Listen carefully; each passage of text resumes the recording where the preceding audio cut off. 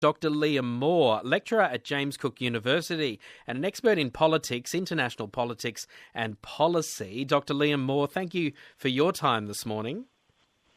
Morning, Michael. How are you? I'm well. Look, we're seeing that list grow. Today is the day when people can officially nominate. Are we expecting that list to grow even further, do you think?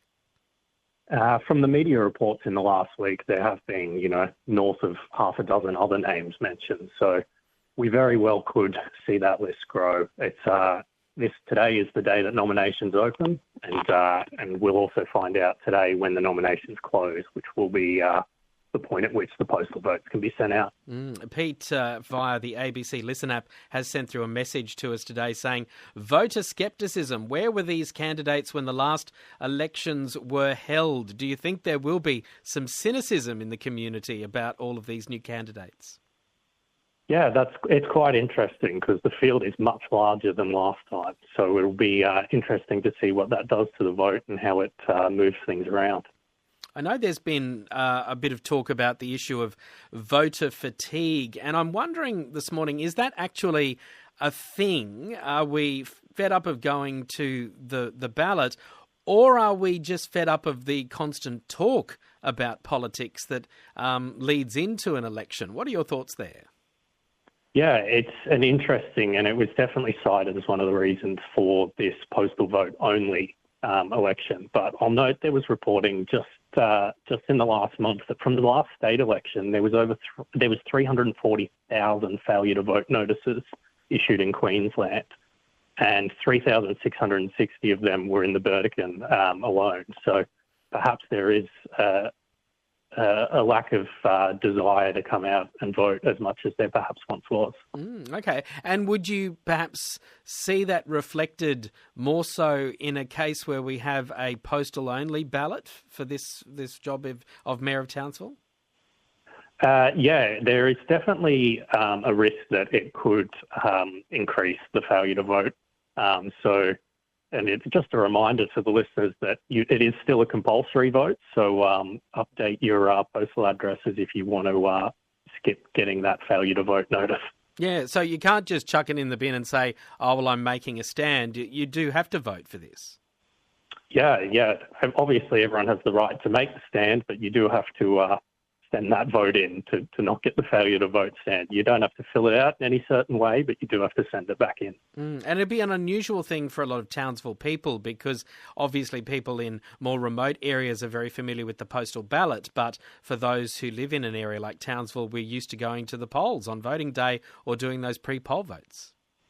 Yeah, in recent years across the whole country, there's been that trend towards not just the voting on the day, but lots of pre-polling. But yeah, postal votes only is quite unusual. You've been taking a close look at a number of the social media platforms and the general discussion, not necessarily the discussion by the candidates, but by those in the community. What have you seen?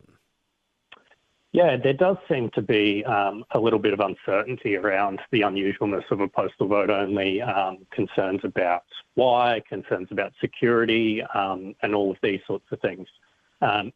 Quite valid concerns, but the security, I think, of a postal vote is very much comparable to an in-person vote, I would say. And why do you say that? So if you go along and you look through the Australian and the Queensland Electoral Commission rules, you do have to fill out this extra part. There's a declaration which is attached to the postal vote. If you listeners remember the plebiscite vote a few years ago now, that one didn't have this declaration. So the declaration is essentially a legal form, and it's the equivalent of ticking your name off the roll on the day and saying that you haven't voted before. So the security is very comparable. Okay, so and that then people may wonder, well, will my vote be counted? Will it get to the right place? Could strange things happen? And this is a comment that we see not just in Australia but around the world, where people cast some doubts about the validity of how votes then get counted. Are we likely to see that discussion happen here in Townsville? Inevitably with postal votes, we see this discussion. One thing is that we have the election date of the 15th of November, but votes can be received up to 10 days post that. The vote has to be cast by the 15th of November, but the Electoral Commission can receive it up to 10 days post. So it does give us a little bit more flexibility in getting those votes in case they get a bit lost.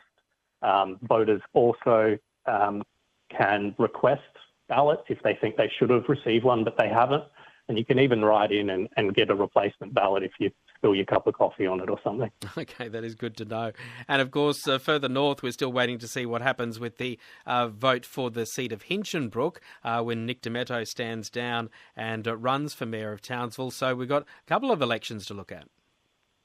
Yeah, it looks like that one can't get moving until we get the official confirmation of running in this one and resigning from the party. So it looks like it'll be one after the other, but definitely a busy time for North Queensland politics. Well, it is a busy time for North Queensland politics and a busy time for someone like yourself as well, who enjoys looking at all of this. We'll stay in touch with you during the campaign as well, Dr. Liam Moore. It's been a pleasure to have you on the show this morning.